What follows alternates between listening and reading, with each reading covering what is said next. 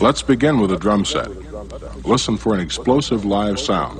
The snare should be crisp and the cymbals should ring.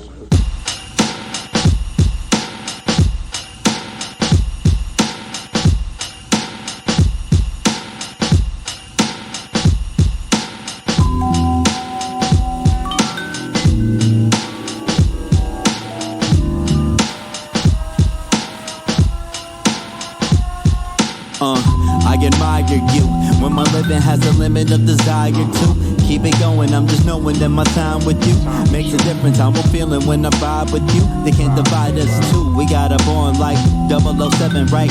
Even on Devil's Night, you show me what the heavens like. Go ahead and spread your light, though I can barely see. I know you're there with me, my personal therapy. Some days I wish I was more like you. Your certainty, your attitude. Keep doing what you're doing, I ain't mad at you. I'm just wishing that I had that too. Some days I wish I was more like you. Your certainty, your attitude. Keep doing what you're doing, I ain't mad at you. Just to know you, I'm glad I do. I want you to view yourself the way you see me. When you're feeling alone, I'll be a sanctuary, yeah. I want you to view yourself the way you see me. When you're feeling alone, I'll be a sanctuary. You inspire me, look at you crazy when you tell me you admire me. Not an example for anybody to try to be. We'll call you bluff, but I know you wouldn't lie to me. Just a surprise to me, we got a bond tight, no one can come between. I have respect for you, you have your love for me, and that's enough for me. All I need to get by, let me be the method to your Mary J. Blige. So many times I felt defeated, you always know the right thing to say for when I need it. I wanna do the same thing for you to keep it even. You can call me anytime, you don't ever need a reason. I'm right here with you, never could forget you.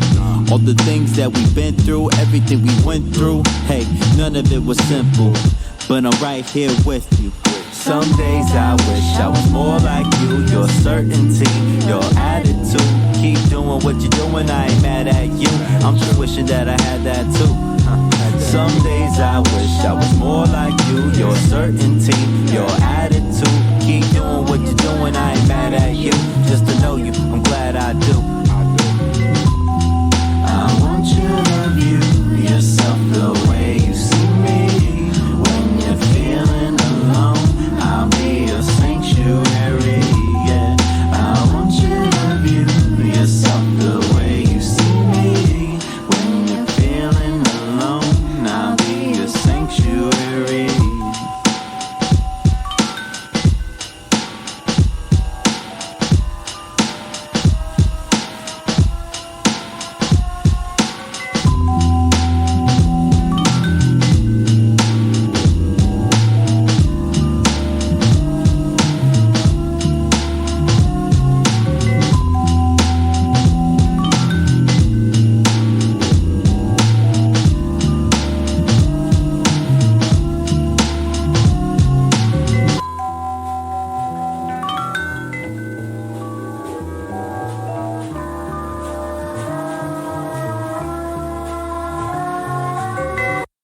Let's begin with a drum set.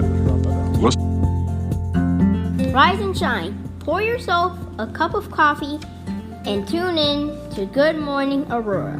News, weather, and really cool interviews. Monday through Friday from 8 to 9 a.m.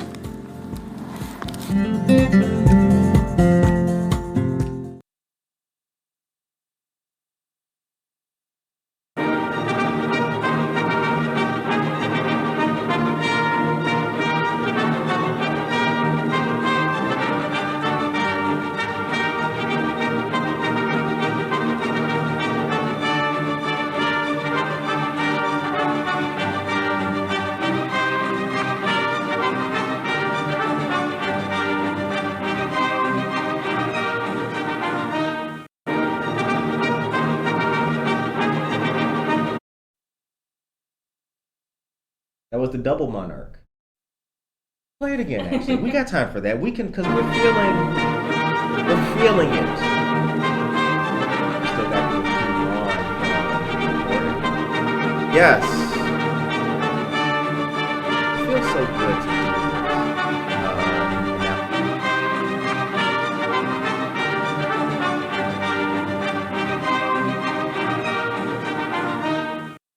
Good morning, Aurora. Good morning, Aurora. Good morning, Aurora. The time is now 8:01 a.m. and you are listening to and watching Good Morning, Aurora, the second largest city's first daily news podcast.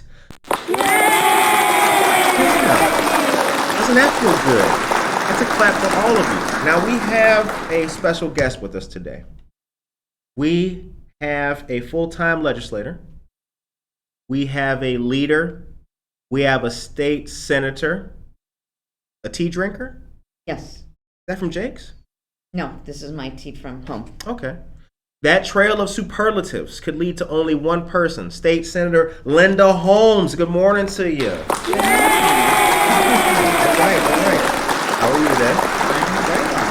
Good. It's a beautiful sunny morning. It is. Thank you for joining us. So all of you listeners out there, we have some good questions that we're going to ask today, and we've got some great news for you guys as well. So it's Tuesday, slight chill in the air, but the sun is shining, and it is a pretty day. Thank you guys for tuning in this morning. Shouts out to everybody just waking up. Norma Peterson, Tracy Duran, all of you guys. Good morning to all of you great people. So what's it like? Let's get into it right now. The 42nd District and State Senator. We are proud to have you here. What's something that a lot of folks get wrong or kind of don't know about what it's like to be a state senator? I think a lot of people don't realize exactly what we do because they think our job is only the part when we're in Springfield voting, without realizing that as a senator, I spend more time in the district, in my district office, dealing with people that way.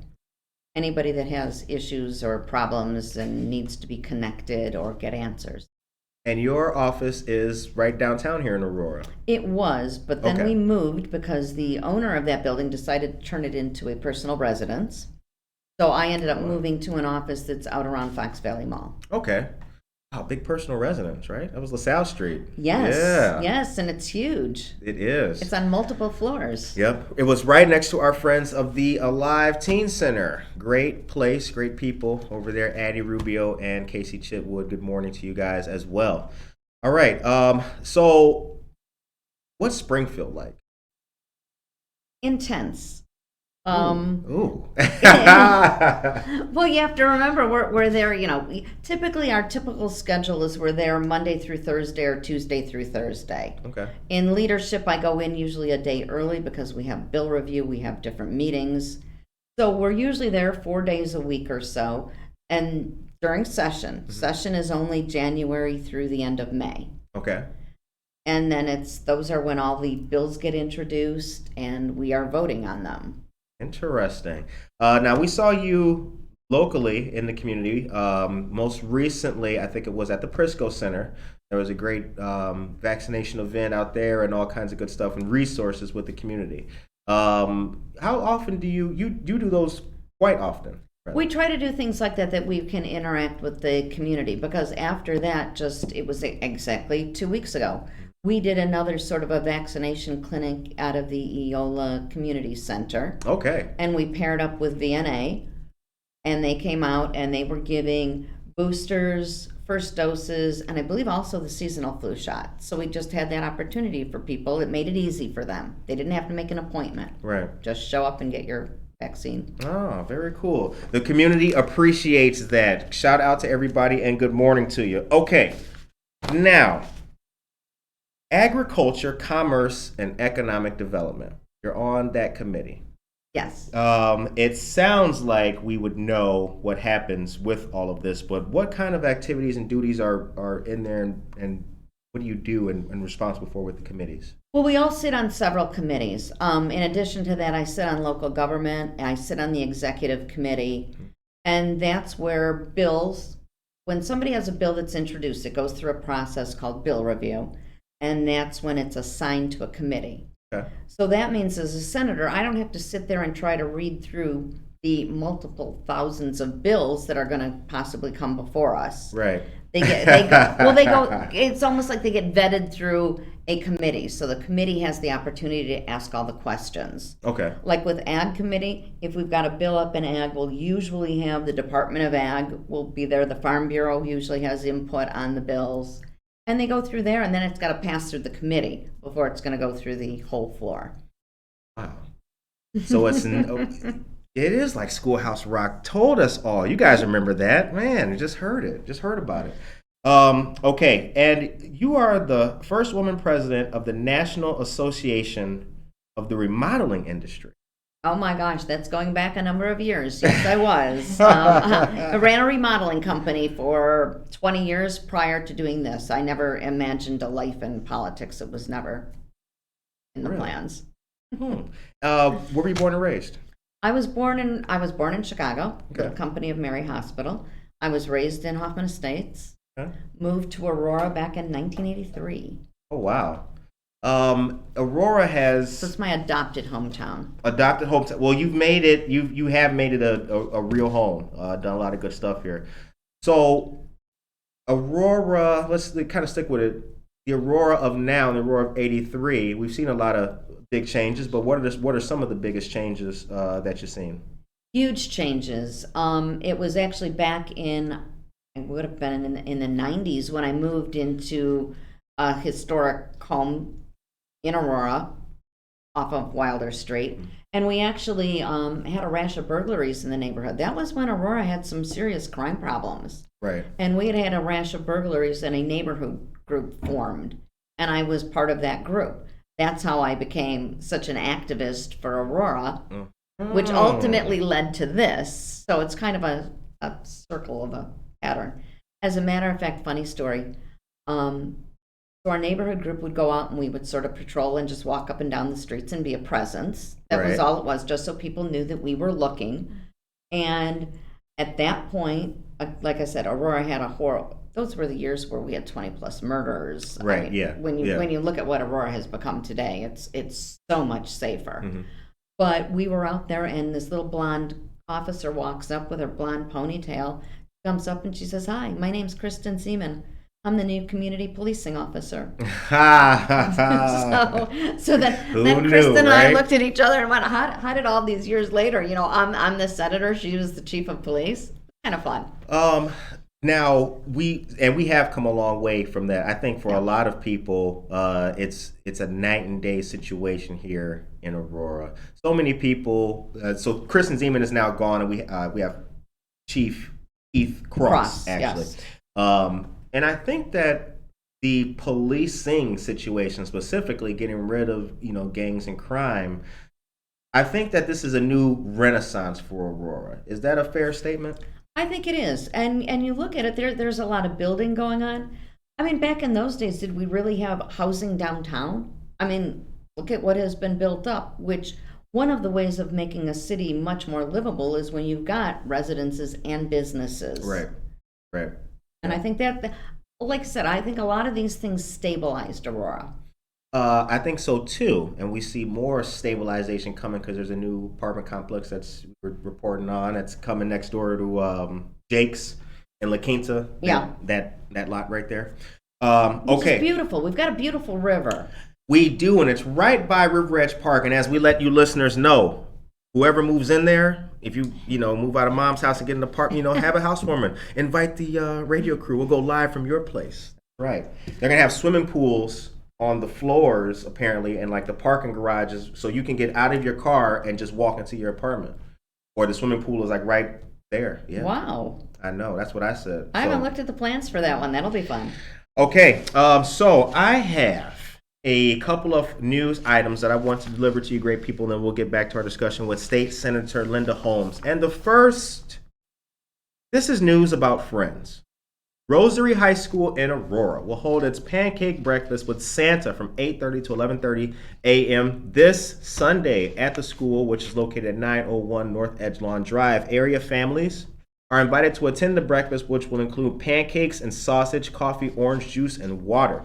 Participants will be able to write and color a letter to Santa and get a photo taken with Santa as well. The cost is $7 for adults and $3 for children 6 to 12 years old. Children 5 years old and younger get in free. How about that? Now, reservations are due by December 3rd. To make a reservation, go to www.rosaryhs.com/Santa. Santa. Proceeds from the event will benefit the school's Sister Mary Joseph Scholarship, named in honor of Rosary High School's founding principal. Rosary High School is a Catholic college prep high school for young women in Aurora and sponsored by the Dominican Sisters of Springfield, Illinois. How about that? Very cool. Very cool. You a breakfast person? I am. I'm a morning person, so Okay. breakfast is probably my favorite meal. I And you am don't a need to morning just person, eat it too. at breakfast time, but It's good all the time. It is. It is, yeah. All right. Now, we do have some more Waubonsie Community College news for you guys, which we will give to you a little bit later. But before we get into all of that fun Aurora stuff about food and restaurants and all those other things, I did want to ask you about Gimme Shelter. oh my gosh, that's going back into the mid '90s when I was certainly much younger.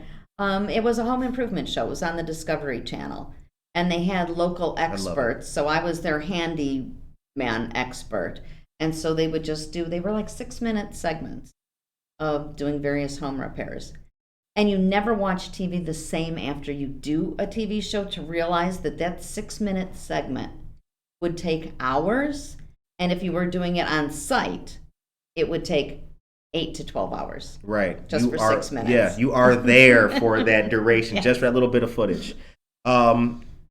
So the reason you have like a blue collar background. You are a person who was, as a worker, a regular person, and then got into politics, which you mentioned that you didn't see coming. Was it the neighborhood group and that activity that kind of sparked that interest? And is that Absolutely. What it was is because there were these issues, and the city was trying to respond to them.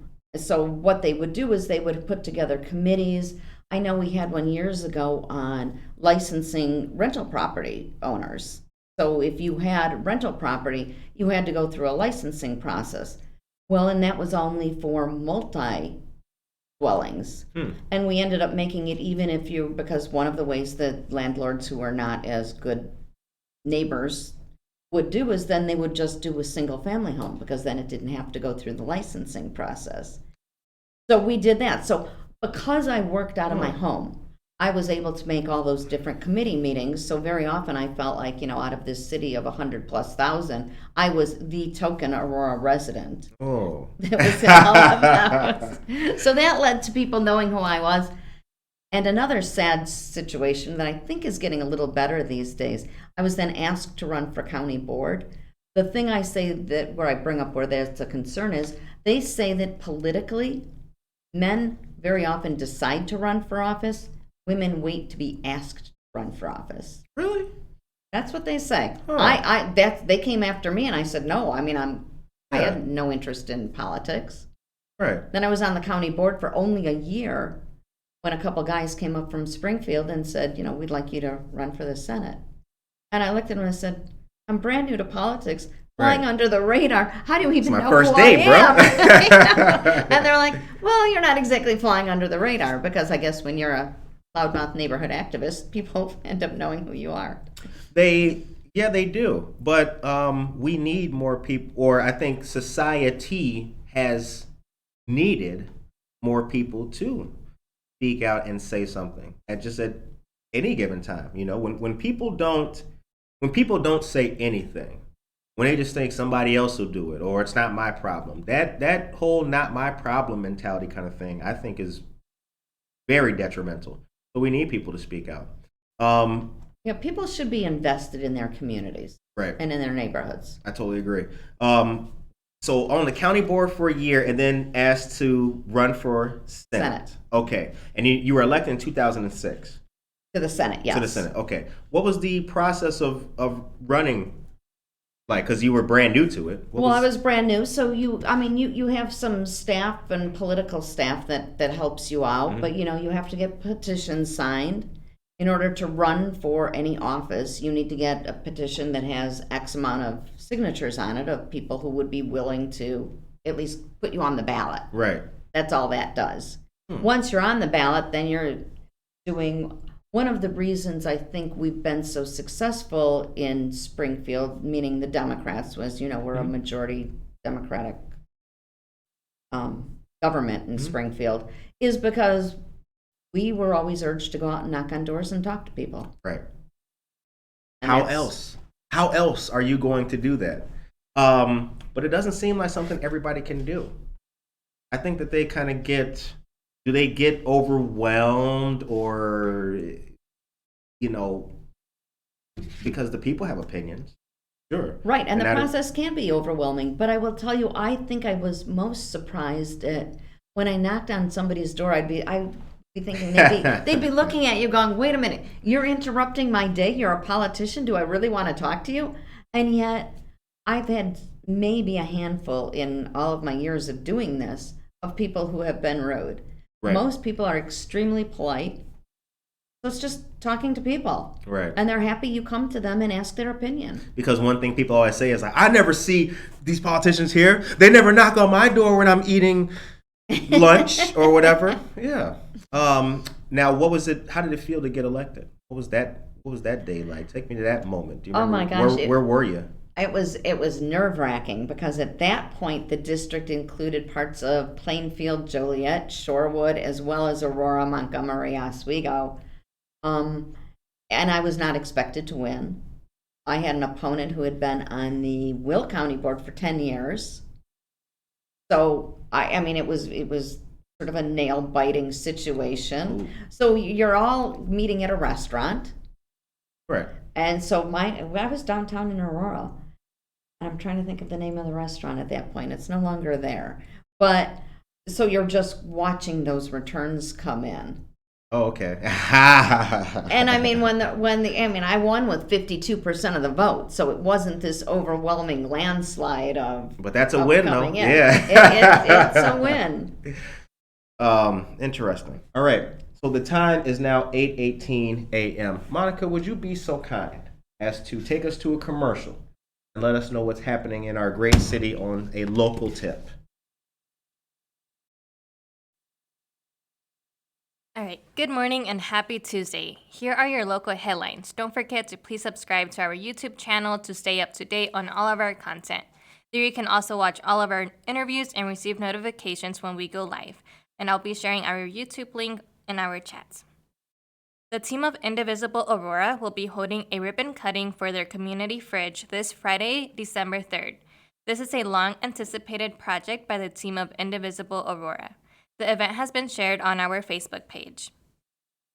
Today at 1 p.m., there will be an awesome and inspiring presentation by Diane Nyland at Prisco Community Center and sponsored by our friends of Aurora Area Interfaith Food Pantry.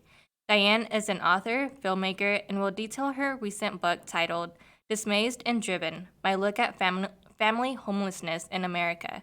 This event will take place in room 103 at Prisco Center. Your donation of diapers and or feminine hygiene products is very much appreciated.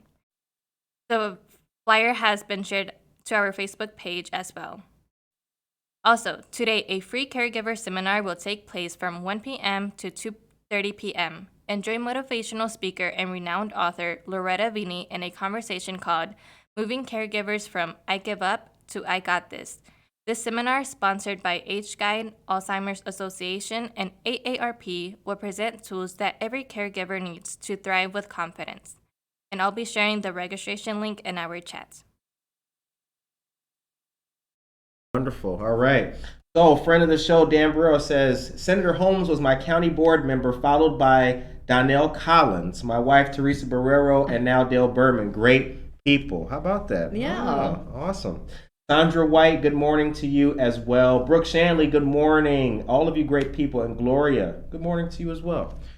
Okay, so real quick, there is a great article in the Beacon, and this details the low rates of COVID-19 with Wabanzi Community College, and it's actually a really good piece, of which the link I'll post to you guys later. But Christine Sobek, president, recently sat down with the Beacon to discuss how the campus is complying with state and local COVID-19 safety protocols, and also last week began registration for the college's spring semester. While the college has been working on COVID-19 response for over 20 months, and that while it has been a work in progress, she feels staff and students are ready to return fully to campus. And in recent student surveys, students want the option to return to in-person learning, and the campus will also continue offering online classes. Great stuff. Absolutely great stuff. All right.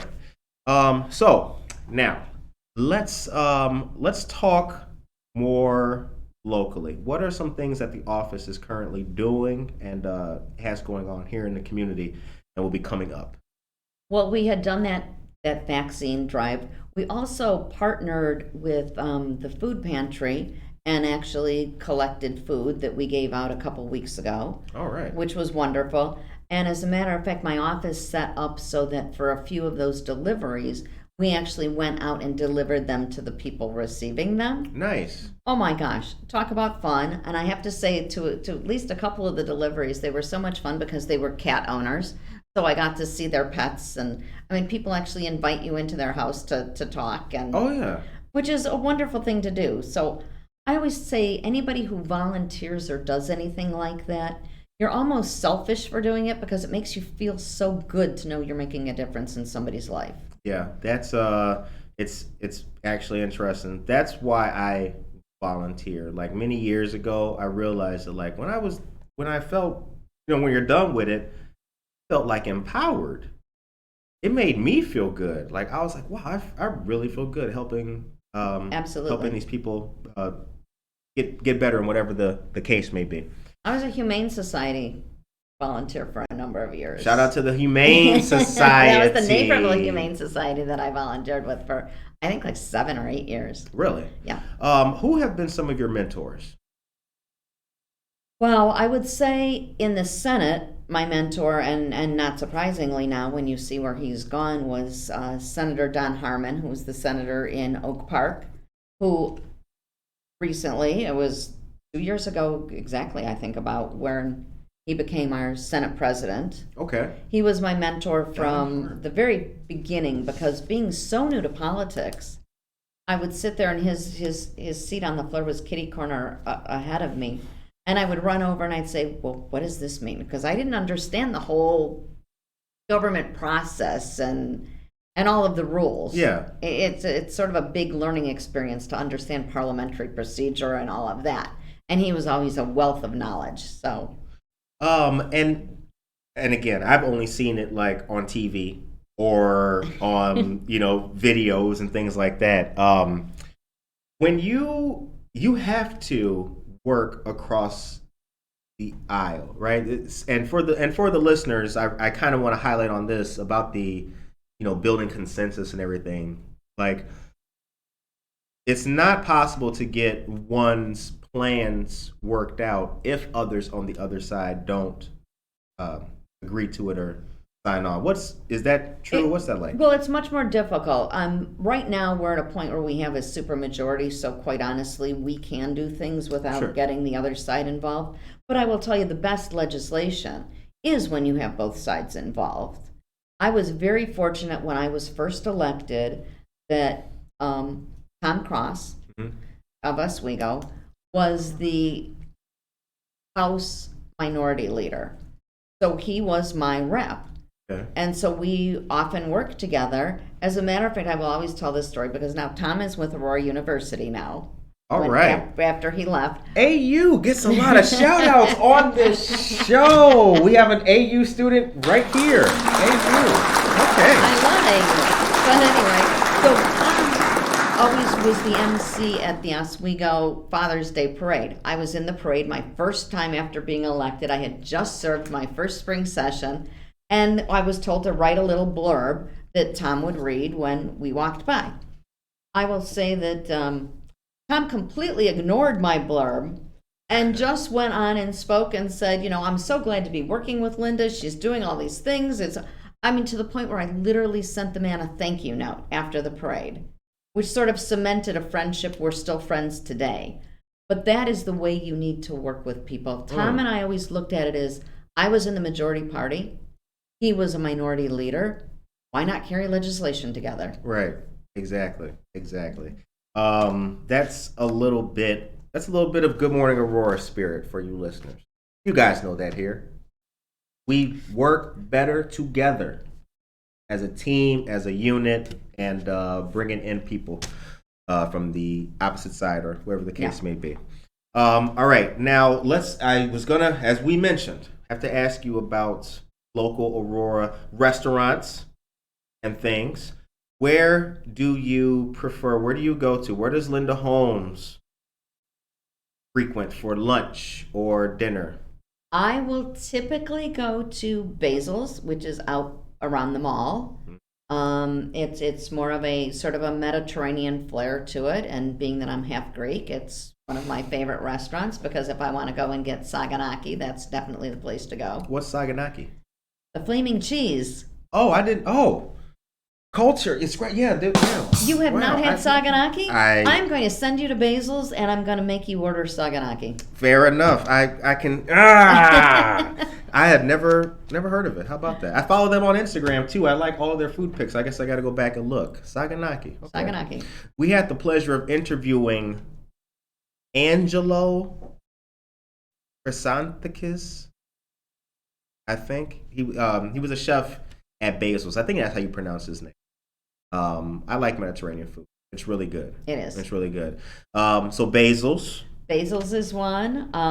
Pomegranate Cafe, which Good again place. is by the mall. That's a good breakfast place. Yeah. So see, now I'm finding places that are close to my office, so it's very convenient to Yep. meet there. That's a really good place on Commons Drive. They've got excellent bacon. Good breakfast. Yeah, a very good breakfast. Good place. Now, in your job as a senator, when it comes to, because I saw full-time legislator, is there a part-time legislator? Technically, we're all part-time. Really? How? That drives, I think, most of us crazy, because I say if you worked it part-time, I don't know how you do it all, because I certainly, it's definitely a full-time job to do it and do it right. Okay. All right. Because you see that it literally said that on ILJA. For those of you who don't know what ILJA is, well, if you've been watching this show, you probably have learned what ILJA is. ILGA.gov. Yes, we call it ILGA. ILGA? Okay. Yeah, hard G. Yeah. ILGA. ILGA is a beast. But yeah, it says that. And I wonder, it doesn't seem to be anything, but full time with your work and what Right. you've done. And the ILGA is the Illinois General Assembly, is what Right. that comes from. Now, we were talking about the 42nd district and mapping and everything that's going on right now. Talk about that a little bit more, please, because for some of the listeners, they're not familiar with how, what mapping is or redistricting and things like that. There's a process because your 59 senators all have to have districts that are basically the same size. So every 10 years we do a census. Right. And that gives us the counts of where everybody's at. So they reconfigure the districts so that, again, they're all the same size because they certainly grow at very, very different levels. Some gain population, some lose population. Right. So once they do that, then we draw a new map. That map is usually drawn by the party that is in the majority party. And we don't know what the maps will absolutely look like because very often they are challenged in the courts.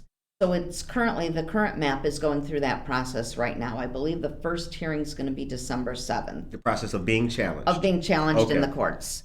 So that's when they're going to be heard, and they want to make sure that the districts are contiguous. They want to make sure the districts do have an equal population. You want to make sure that communities of interest are equally represented. That's the reason for redistricting. So once we do that, they may change very differently. The 42nd district is going to change drastically. Like I said, when I first came, and I had parts of Plainfield, Joliet, and Shorewood, right, that I came up, I was the district that had grown the most. So they chopped apart and actually added another House district into that area. So that's when my district changed to become basically Aurora, some Oswego, some Montgomery, some North Aurora, a little bit of Naperville. The new map, as proposed, still has those communities that I've mentioned before, Right. but it's also going to add into it parts of Batavia, Geneva, St. Charles. Wow. Yes. Holy cow. Well, the only constant in life is change, right? How about that? And Senator, a bunch of new people to meet. Senator, the word of the day is contiguous, ladies and gentlemen. Contiguous is the word of the day. Monica, if you would be so kind as to hit these people with contiguous, word of the day. So that's going to be a whole lot more canvassing and getting to know people. A whole lot of new doors to knock on. Yeah. Just from what because you currently don't have any St. Charles. Or Geneva or Batavia. Batavia. Yes. Do you have any forethought or sight on what the, I guess, climate of those areas is, or is it just going to be brand new, fresh outlook? Is there, I guess, I don't know how to really put it. Does one look at a map and be like, oh, okay, that's a map that is receptive? Yes, you look at past elections to see if there's Okay. any trends on how they're moving. Okay. The other thing I've had the opportunity to do is to go out and meet with some of those now chambers. I was very fortunate because being on the county board, I actually knew Mayor Jeff Schulke of Batavia. I knew Kevin Burns, the mayor of Geneva. So I have a little bit of knowledge, at least, of those cities because I do know their mayors. Okay. All right. New mayor in St. Charles. And she's a lovely woman. I met with her. All right. There's a new sheriff in town, and it's State Senator Linda Holmes. Okay, Monica, here's the thing. Could you please take me to a commercial? I have some news that I would like to deliver, and it does qualify as that thing that we like to call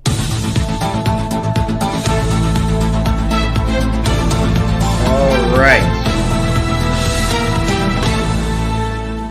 Aurora will get a $1.2 million federal grant for more security cameras in downtown. City officials were notified they have been awarded the money as part of the federal corridor improvements for rebuilding distressed communities.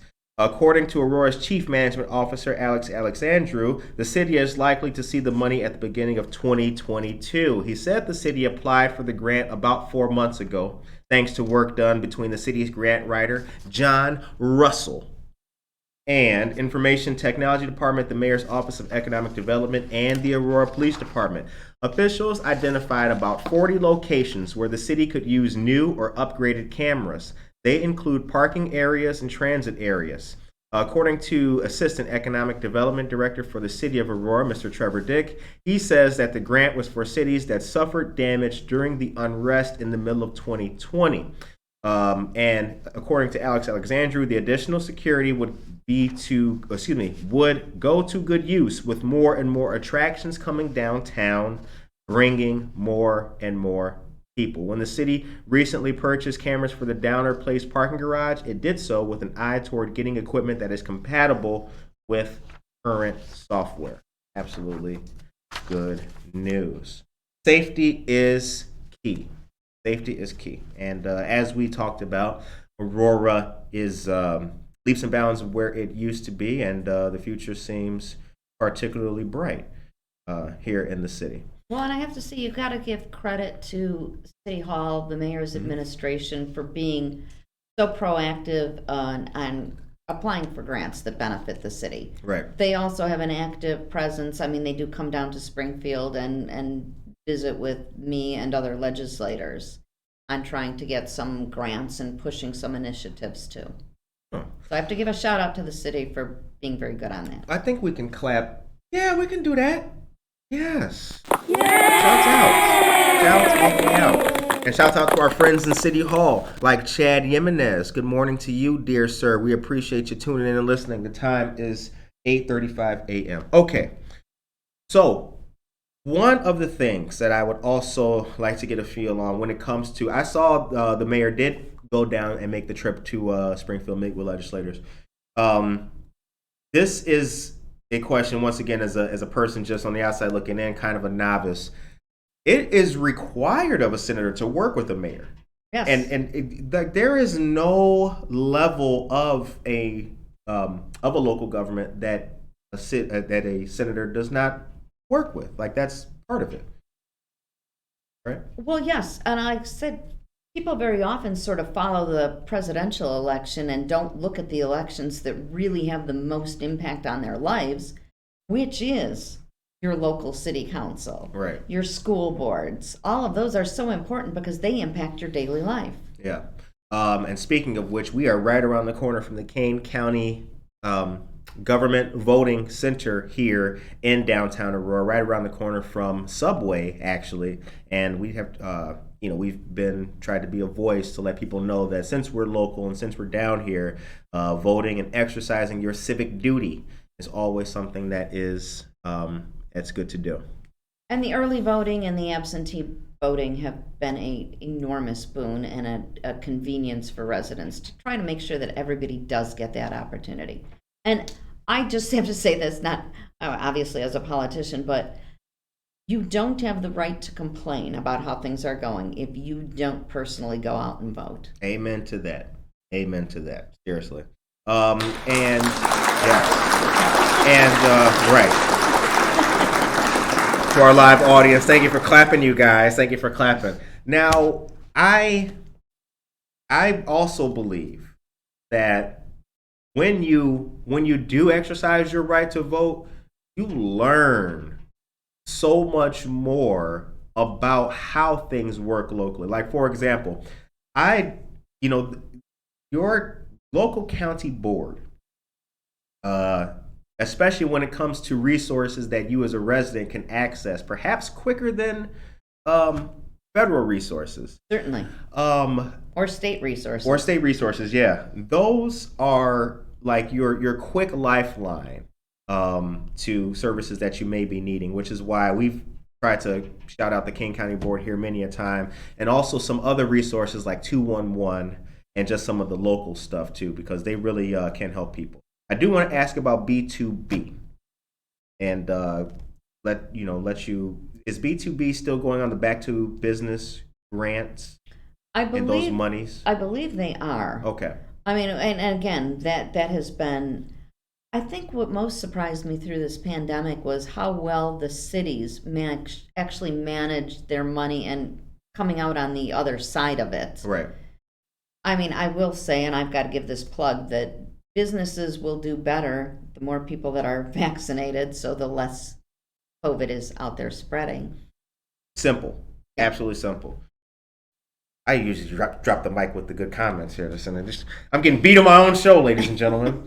All right, the time is 8:39 a.m. And at this moment, Monica will depart us for the day, and she will go off to class. And we want to say to Monica, have a great day, and thank you very much. All right. And thank you, Monica, for giving me the opportunity.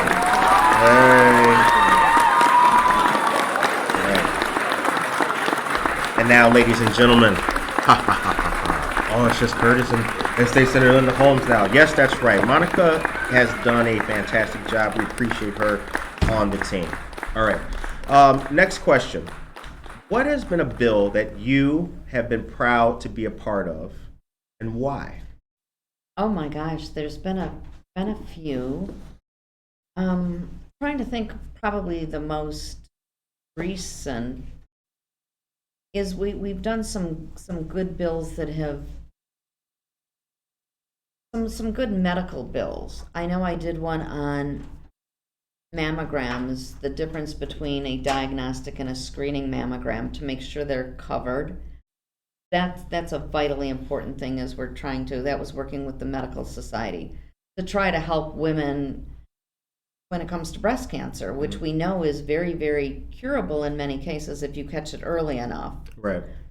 So it was trying to say that some women have what they call dense breast tissue, so a 3D mammogram, you want not just a plain screening mammogram, they need one that's more diagnostic, which is only just taking a couple different views of it. So we wanted to make sure that those were covered so that women in that situation were not going to be forced to pay extreme amounts of money for that. You know, as you just detailed that, I think to myself right now, like, some things that we hear about kind of seem like they would be no-brainers. But then there has to be, like, legislation passed for it. Have you ever had that moment like this should be a no-brainer, but here we are trying to Legislate common sense? Yeah. So it's not just me. No. It's not just me thinking that. But I do say too, I can't really legislate common sense. I wish that I could, but Right. it's Wow. not always possible. But there's some, I mean, and some interesting bills. I've carried a lot of pet bills. So I'm sort of an advocate for the cats and dogs. Oh, and actually, that's part of the questions too. Now, the animal bill, which a lot of our listeners will recall, the news that we gave here. What can you let us know about that? That's one that has been in the works for years and years and years, trying to eliminate pet stores being able to source their animals from puppy mills.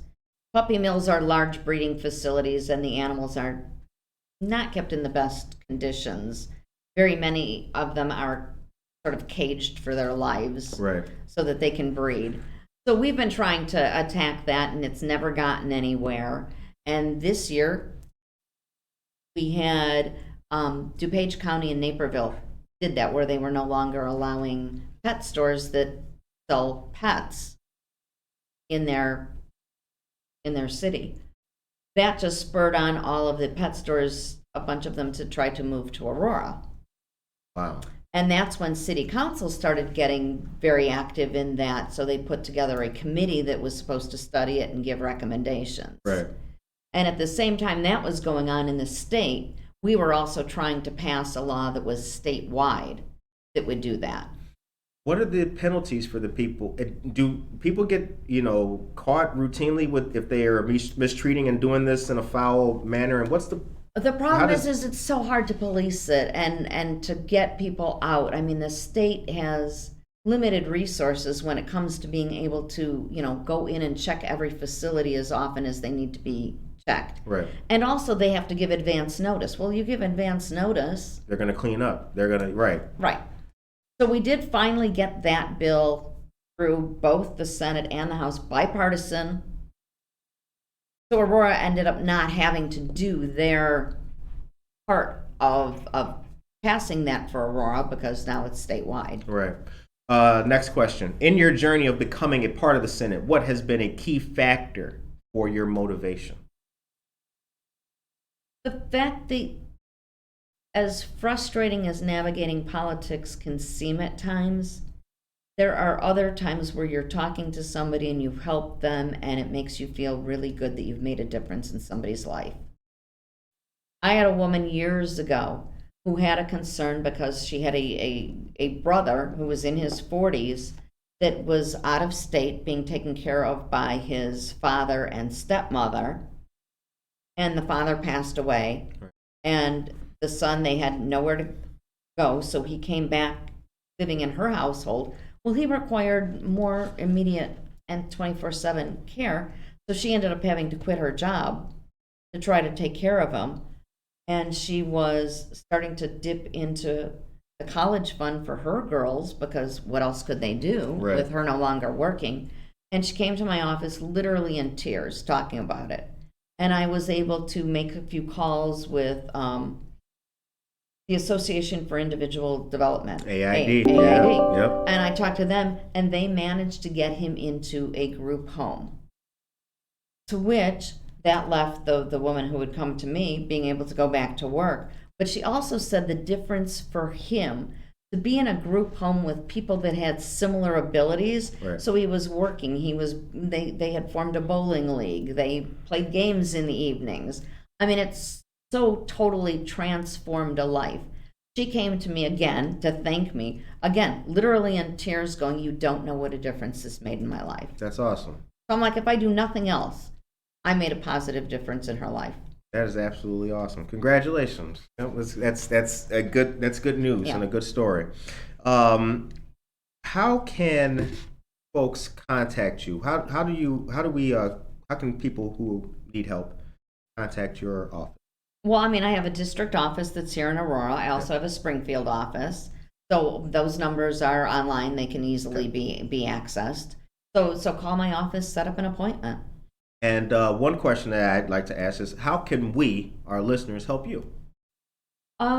For me, it's basically just to give me information on the community. Let me know what's lacking. Are there bills we need to pass, or is there anything legislatively we can do to make lives better?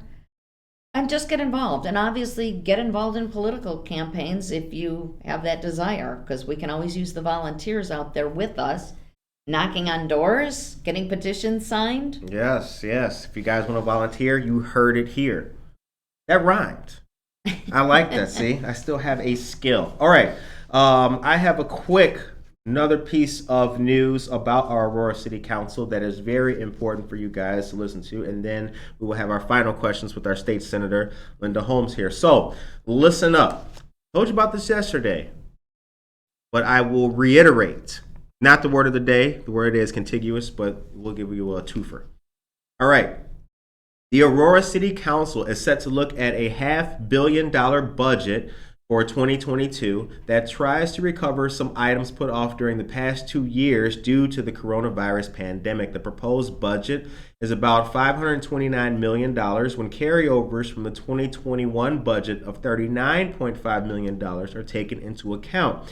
That would be about a 20% increase from 2021. The actual spending plan for 2022 anticipates about $491 million in expenses with about $498 million in revenue. That makes the budget for the year balanced. That's according to Chris Minnick, Aurora's CFO. According to Aurora's Chief Management Officer, Mr. Alex Alexandru, quote, more than ever, we're taking care of a lot of business we've had to put off for a long time for various reasons, close quote. Now, many of those things are infrastructure projects, such as road work or for sewer and water that were delayed during the pandemic budgets of 2020 and 2021. Despite the proposed spending increase, the amount the city asks for in property taxes would be the same as in 2020, which means there should be no increase in the amount of property taxes the city takes for most taxpayers. All right. Now, that is information that you guys can benefit from, and all information is good. So the time is 8:48 a.m. We're getting there. I mean, time goes fast on this on this show. But a couple more things here before we go, and I want to stick local since you've been in Aurora and you know Aurora. We saw what the pandemic did and how everything slowed down here.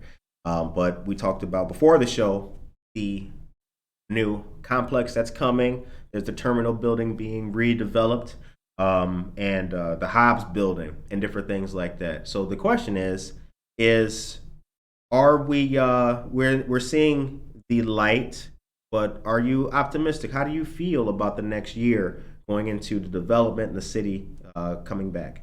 I am optimistic because I see them doing so much. The Hobbs building, how many years have we been waiting for that to be renovated? Yeah. I mean, it's a number of years. And I mean, we have these wonderful old historical buildings, but I mean, we're going to lose them if there isn't the upkeep that needs to be done on them. Right. They're going to get to a point where it's past, they're beyond being repaired. Yeah, and then they'd be like perhaps have to be taken down. Yeah. Which would be a shame. It really would, because some of these wonderful historic buildings are well worth preserving. Yeah, I completely agree. So I lived around the corner from the Hobbs building, and interestingly enough, that that onion dome, I think was iconic of it, and it really made it. But I remember the day they took it off because it was kind of leaning. I hope that comes back in a way. I hope because I don't feel that building is the same without that dome. I agree. Without that dome. Now, do you shop when you shop and go out? Where do you go? And will you be at First Fridays for the Cocoa Crawl? I don't know if I will be. I have to look at what our Springfield schedule is. I do periodically do First Fridays, which I think is that's one of those things that Aurora does that I think is a great thing to do for the community. And it gets local businesses involved, and there's so much to do there. So you'll have to fill me in on the details of this cocoa crawl. Oh, well, speaking of which, you guys, there is you have to purchase the mug itself. You can get them at the Aurora Regional Fire Museum in Wickwood House. And then there's also a button to get as well for some of the, you can try adult beverages at some of the other places mixed with cocoa or infused. That's the word, infused with cocoa. Oh, so we can add Baileys or peppermint schnapps to Hey, our cocoa? we can, ladies and gentlemen. But you gotta have that button. Shouts out to Marissa Amoni and the Aurora Downtown group here in the city for bringing the holiday cheer and organizing a great go out there and everything. All right. Now, when will you go back to Springfield? We are scheduled back on January 4th. January 4th. Okay. And once again, that will be for Spring session. spring session. All right. Now, okay, this year's different because of the census, because we had to move the dates of the primary because the census data was delayed. So Okay. the mapping processes normally would have been done by now. Okay. So the primary's been moved to June. So what will happen is we're going to try to cut our spring session short, but what they're doing is they're not eliminating the number of days. Normally we would be there at some point in January through May 31st. They're going to try to get us out April 8th, but they're leaving the same amount of days. So it's going to be a very, very condensed and busy session. What's Mr. Welch like? Oh, very, very good legislator. It was certainly a change to see Speaker Madigan no longer as the speaker. Haven't worked that closely with Chris simply because we haven't been working quite the way we used to.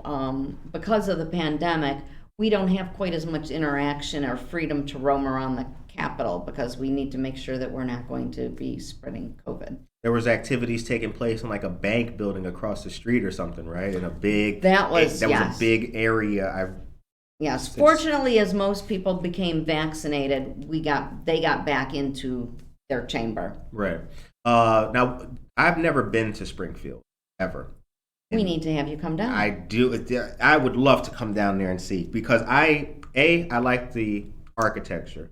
I think that's probably the most stunning part, on the outside looking in kind of thing.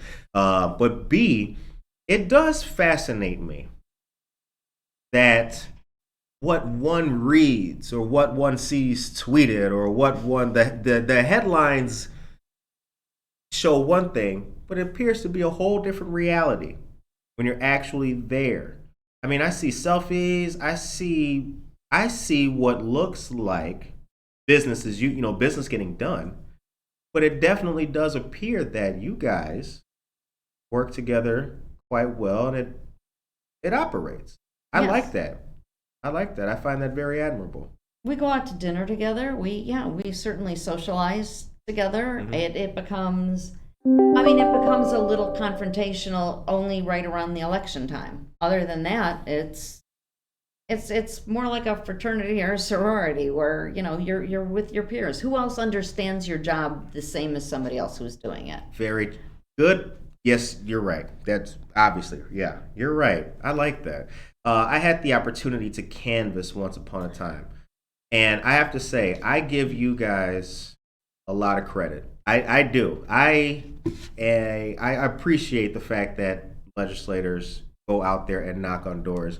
I once lived in a place where nobody does that. Or nobody, where I grew up, nobody was knocking on your door to see if you wanted to come listen to Illinois Treasurer Michael Freerick's detail monies the state may owe you. That wasn't happening. He was in my freshman class. He was? We were elected. We started at the same time. Really? Yeah. Oh, shouts out. He seems like a cool guy. He is seems a very cool guy. But nobody was doing that. And I think as a result of that, people, society, citizens, the average citizen, they become complacent. And they just, cynical. They just think that, they don't care. They're there, but they don't realize that, we're all very much connected and closer than we actually think. And most of us are there for the right reason. Most of us are there because we actually want to do good for people. Right. Unfortunately, like any other job, look at what we saw happen with the police. Yeah. Because there were some who abused their power. Mm-hmm. Everyone's trying to paint them all with the same brush. It's the same with your politicians. Are there some corrupt? I would dare say that any industry, any job has people who are not good people. Right. Exactly. But the majority of them really are. Yeah. And another thing I think is interesting, they're responding to their constituents too. That's like another thing to maybe take in. So if you're wondering why they vote wacky, because people in Town X said that they want him to vote for whatever the heck. All right. So the time is 8:56. Before we get out of here, what have you not yet done? What do you got to do? I'm actually delving into this with a group called Compassionate Care, which is talking about the right to die, for people to be put out of pain if they have an illness that is actually going to cause them to die within the next few months anyway, to give them that choice to decide what to do. So I don't know if we're carrying something. I don't think we are. It's something I'm exploring now. Okay. So I need to look at all sides of that issue, get input from the public, of course, my constituents, to find out what they think. So, I mean, this is going to be a process of a few years to really study it and look at it to see if that's something we might do. But that's something I'm really interested in, at least exploring and taking a look at over the next few years. Right. And taking that look means bringing in the relevant Yes. stakeholders and organizations and getting input from people. Right. I mean, that's what matters the most. The opinions that matter to any elected official the most. People like to say, oh, it's the lobbyists for money and all of that. And it really isn't, because it matters to everybody who lives in my district, because they have the ability to vote me in or out. Right. So that's A the lobbyist opinion I can't do care. that. Right. That's the opinion we care about. This was a powerful conversation. I enjoyed talking to you. This was fun. Thank you. Well, no problem. This was a lot of fun. All right. So I'm going to give you one more thing, I promise, dear folks, and then we will wrap this interview up. But do not forget that today at 3 p.m. there was a great informational webinar taking place on Facebook Live on enrolling in the Affordable Care Act Health Insurance Marketplace. The open enrollment period for residents to shop the health insurance marketplace is now open through December 15th. U.S. Rep. Bill Foster and State Representative Barbara Hernandez are inviting you Aurora residents to participate in that. We have shared the link to this on our Facebook page. I think it's like 4 posts down or 5 posts down now, so just scroll in a little bit and you will see it there. Hernandez and Foster will be joined by experts from Get Covered Illinois and the Illinois Department of Healthcare and Family Services with this webinar to help residents get their questions answered and to provide information regarding signing up for healthcare. You can find the best option for you at getcovered.illinois.gov. The show ends on a positive note. What is your message today for the people of Aurora? To celebrate the fact that we are coming out of this pandemic.